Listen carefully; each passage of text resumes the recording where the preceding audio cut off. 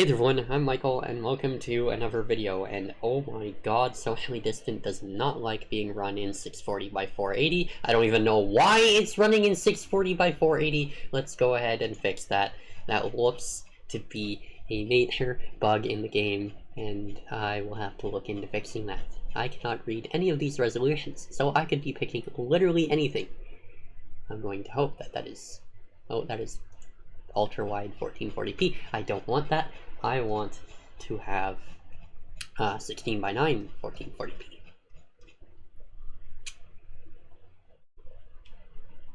There we go.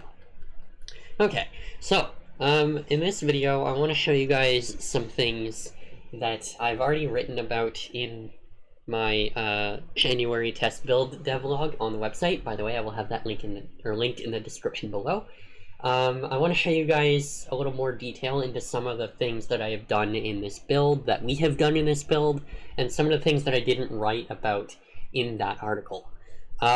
Because it got to be a very, very long article at the end of the day, and I did not want to keep writing a WordPress article all day, so, yeah.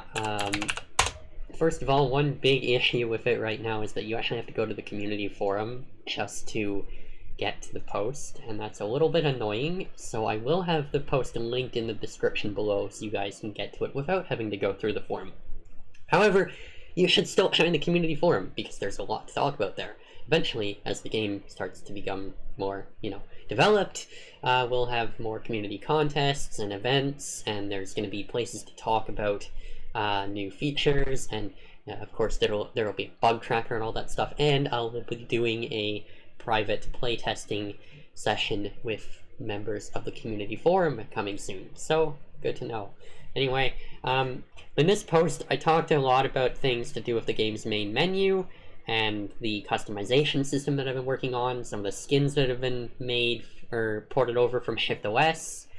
I've also talked a lot about the save system and the chat system, and a lot of the technology going into that, and a lot of the decisions we've made. So this entire section is going over what's new with the save format and why the new save format is awesome. And then of course the bugs and the known issues and the fixes and all that stuff. So it's a pretty long post. I try to write shorter posts, but there was a lot changed in this build, so yeah. Anyway, I want to talk about some things that were not featured in that article. For example, I want to talk about some of the user interface stuff that we're working on. So right now, what I didn't show in the video was actually some of the other settings sections that there are. So first of all, there's the About section, which is blank right now, and we'll be fixing that soon. There's the Audio section that does not have any volume controls, but there will be volume controls. There's the Gameplay section, which is what allows you to switch between dark mode and light mode. By the way, this is the light mode, and this is why I didn't show it in the article. There's a lot of missing textures and placeholder images. For example, the status bar right now is actually a stretched out profile picture texture that's in the game. So I needed a texture, and I should have put a solid color, but I didn't. But yeah, this is the light mode. It's very hard on my eyes, so give me a moment here as I'm going to invert my colors. But with the light mode, the other reason why I didn't show it in the screenshots is because it is very unfinished. So if we go into, for example, the content manager, which is also unfinished, what we're working on right now is we're working on retexturing a lot of the UI elements now that they're standardized. See, text in the game is really easy to work with because it can be colored very easily, but buttons and drop downs and icons and all that stuff, they're a little more complicated. And we need to design separate light mode and dark mode textures for these elements, or design the elements in such a way where they can be recolored properly, and we have not gotten that far yet. Excuse me, I'm getting over a sickness, so I will have to take a drink every now and then as I talk, because my body is gonna say no otherwise. But yeah, you can see the game does work pretty well in light mode, all things considered. Well, I think it looks well. I can't tell. I am blind. I have to apologize for that. But you know, most of the UI elements, they do conform to the light mode, and that's really awesome. But you can see that there are some issues with it. For example, the scroll bars here. They are dark mode textures, and they are not recolored properly. Likewise, this send message button, it has light mode text, but it's using a dark mode button texture, and that's not great. That is not ideal. Also, with the content manager, same deal. A lot of these buttons are dark mode buttons, but they have light mode text, and they don't contrast well. And some of these buttons have text wrapping issues because of how Unity's UI system works in some cases. So that's not ideal. This is supposed to be a tab system, by the way, so you're supposed to be able to click on these and open different tabs within the content manager UI, but I haven't gotten that far in implementing it yet. So that's why the light mode, this is the state of the light mode and why I haven't shown it. It's very unfinished. So I'm going to go back into dark mode. Which, I hope you'll agree, even with all the bugs with text wrapping and all that stuff, and the unfinished retexturing, looks a lot better, if I do say so myself. Anyway, let's talk about some other things that I didn't talk about in that article. First of all, I didn't show the email system in that article, because the email system, oh boy, what happened with the dev menu here? The email system works perfectly fine, but it is definitely not fleshed out at all. The only way to get an email is to be a developer of the game. I mean, that's the only way you can play the game right now. But that aside, the only way to send an email to yourself, or to get an email, is to actually use the dev menu to send an email to yourself in-game. So, for example, I could have Grandma Reaper here send me an email, and then suddenly have a file manager pop up. I don't know what happened there. Oh, I know what happened. What happened is the dev menu UI does not capture events before going to the main UI, so I accidentally clicked on a main UI element, and I'm not going to fix that bug because there's no point fixing that bug, because ideally you wouldn't have access to this menu anyway. But anyway, what I can do is I can create a new email. I can say, test subject, I am the Grandma Reaper, I like to eat things. And we'll add the heart emoji for good effect. And then, you know, send a very creepy email. And then I will have to select a recipient. In this case, it will be Alkaline Thunder, because there's no way to hack other NPCs' mailboxes. And then I can send off the message, and it works. Then I can save the game, and, you know, the message will stay in the data store. Which is great. That's what I want. However, it is not finished because, as you can see, I had the email program open the whole time and it did not show the new message. However, if I do reopen the email system, or the email application, I do get an email from Grandma Reaper. But apparently Grandma Reaper has the default avatar texture. This is not what Grandma Reaper should have as her texture. She should have the much creepier texture, but she doesn't. So that's also a bug. What else is there? The email system also does not conform to light mode very well. As you can see, the inbox message is still dark mode, and that's not ideal. The email system has not been upgraded to standard GUI prefabs yet. In fact, even the message, I think this message box is even using the wrong color for the background, which is not ideal. I think it's using the same color as the Actually, I think it's using its own texture, which is actually not ideal. That is not what I wanted it to do. So that's, I will have to flesh out the email UI there. But other than that, I also haven't shown a lot of the chat functionality in the game. For example, when I click on one of these choices, if I scroll to the bottom, that is, I can say that I'm not interested, and what I didn't show was that the player will actually type the message out and send it, which is quite cool. And there's also typing indicators. I don't know if that made that into the screenshot, but in the post, but you know, there are typing indicators, and the player does type out their message, and that is quite cool. I also didn't show the other chat encounter that's in the game that is in the dev builds, and I can trigger that chat encounter through the debug menu. And that would be the test conversation, and if I trigger that chat, it's going to pop up here. This NPC actually has a proper avatar texture. Granted, it's still a debug texture, it's a blue Trixel Creative logo. Not sure why that's in the game still, but apparently Trixel's okay with it. Or at least one of their members is. So, oh well.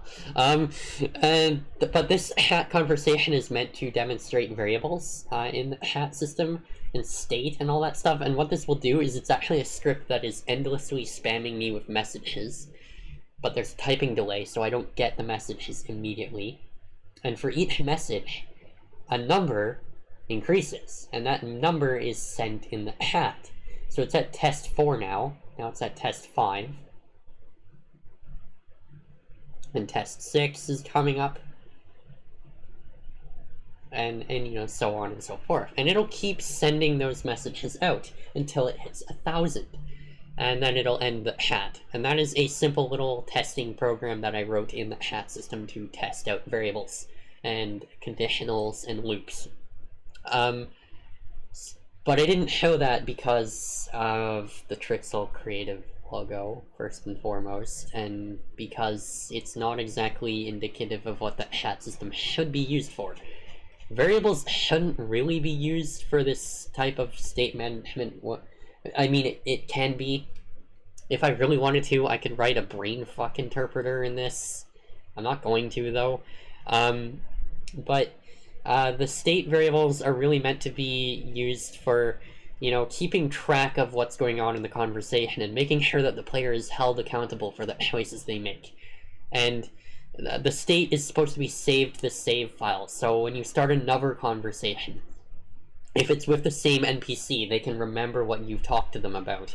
And if it's a different NPC, they can make choices based on what you've said to other people, and you can, you know, you can have consequences for the choices you make in the chat. That's what the state system is for. It's not really meant for this.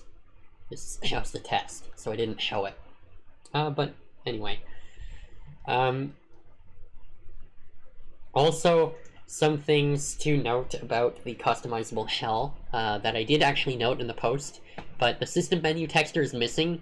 There's actually supposed to be a separate icon here where you click on it and it brings you into the system menu, and the system menu is basically going to be kind of like your Windows 11 start menu, but way more. It's more akin to, I guess, Control Center on Mac, maybe? Or the GNOME Activity screen, or the KDE full screen launcher. I'm trying to think of a name for all this stuff, but basically it's going to be an app launcher, but it's also going to be full screen, and it's going to have player information and statistics. You'll be able to buy hardware upgrades and stuff like that through the skill system that I'm going to be implementing next. There's going to be the mission acquisition, or whatever objective you're on, and it'll basically be a pause screen for the game, disguised as a GNOME-style Activity Center UI. That's not in the game yet, but there should still be the icon. It's missing, though, in the default skin. Another thing that I didn't really elaborate too much on was actually the ShiftOS Importer. It does work. and I did show it working. Problem is, it's not exactly as reliable and in this build of the game as it was in previous builds. If I, for example, import ShiftOS 1.0, no, 0.1.x, and I import Slate, which is one of the really cool skins in the game, or from ShiftOS 1.0. It's in my 0.0.x folder because reasons. But if I import a shifter Slate, it'll import perfectly fine, but as you can see, if I activate it, the colors are not imported properly. So I would actually need to hack on this skin for a little while to make it look proper and conform to the game, which is not ideal. Yeah, even like the email UI here, I don't even think that it's actually giving a color. Oh, it is. Okay, the color is loading properly for the window background, which is not any of the application colors, so that is not ideal. This is kind of a worst case scenario for a ShiftOS skin importer. I mean, it does get better. For example, which one was it that I wanted to implement, or to show? I have 2 Slate skins for some reason, so I'm going to delete them. You cannot delete a skin if it's already active, by the way. Don't try. Well, I mean, you can with debug commands, but don't. A skin that I do really actually know, this skin is also pretty bugged. ShiftOS. I don't know why, but most of the application element colors are black with white text. That's not how it should be. But Zorin OS turns out good. It looks pretty great.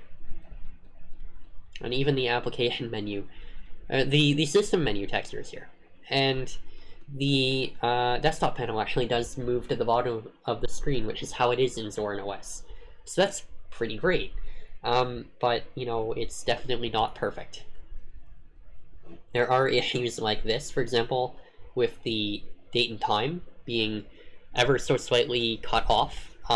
Or rather, it's not cut off, it's that the texture is stretching to fill the space that the date and time allots, or that the date and time needs. And the date and time is rendered on a single line, whereas it should probably in this skin be rendered more like how Windows does it, where you have your time and then the date on the next line. That would be a more ideal way, but it also, the texture does stretch out, and in fact this this placeholder texture here for the system tray icon for chat doesn't help. So that's good to know. Also, I've noticed that there's some sort of weird focus rectangle around that texture. I don't know what's causing that. Or it might not be a focus rectangle, but there's definitely something wrong with that texture. Anyway, I'm going to switch back to dark theme. Another thing that I didn't show in this build, and I know that the video is getting long, but I've been told that these longer devlogs are actually really fascinating by some of my friends, so I'm going to do it anyway. Another thing that I didn't show, or write about in that post, was the skin exporter. So we have a ShiftOS skin importer, but we also have a vendor skin exporter. Now, what is a vendor skin?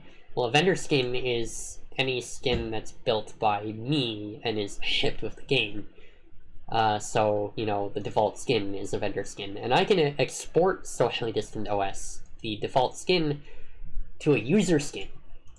And the game will actually export all of those textures that are in the game files, and it'll export the skin metadata and all that stuff into its own user skin that you can then customize. So I can activate this skin if I wanted to, but I can also go into the game files, and if I open the game data directory and go into skins, there's going to be the Socially Distant OS folder, and there's the skin metadata. It won't actually export the textures. I lied about that. There's no way to do that in Unity, as far as I'm aware.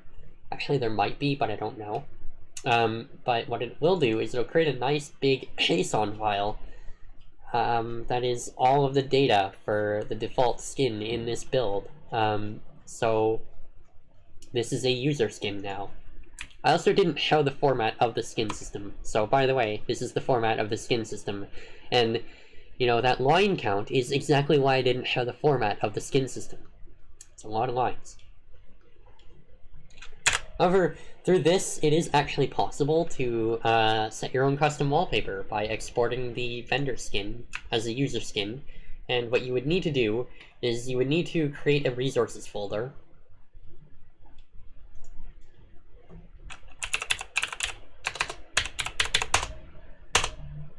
And you would go into that resources folder, and you would take some sort of PNG file.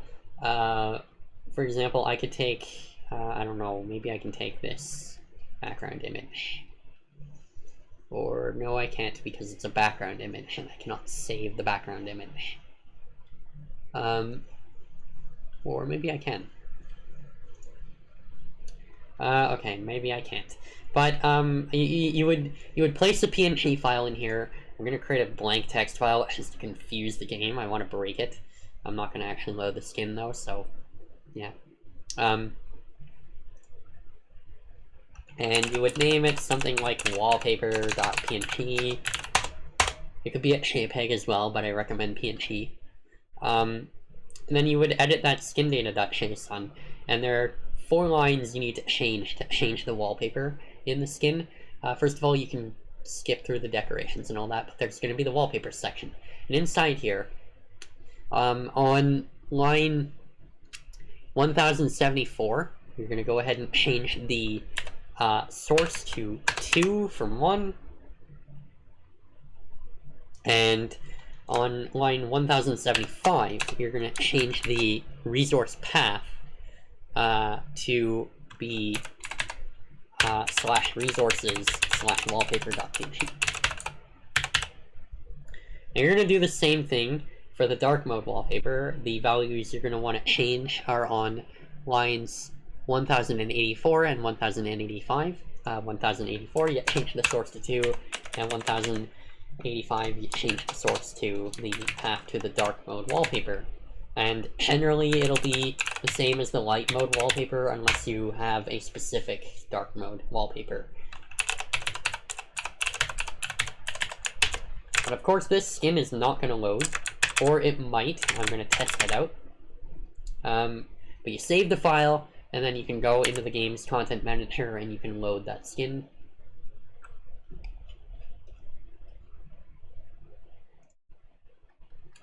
And the game will actually fall back to the default texture, or the texture of the last skin, because there's an invalid wallpaper texture. That's actually a bug. It should fall back to a solid color, but it didn't.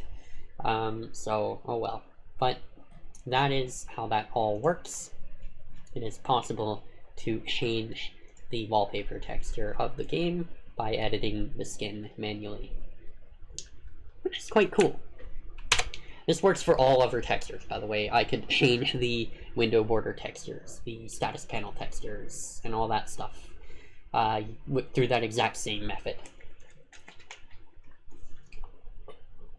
Anyway, I'm gonna open up the chat UI again because it's still popping off at me. Let's see what Blue Trixel Guy has been saying. As you can see, in all of that time, it has only gotten up to message number 90. So that's great. And that is going to actually do it for this devlog, for this extended devlog. Yeah, so I wanted to show you some of the things that I didn't actually show in the article. Again, I will have the article linked in the description below if you want to read through it. With that said, I've been Michael. As always, I hope you learned something, hope you enjoyed the video, and I will see you guys in the next one. Thanks for watching.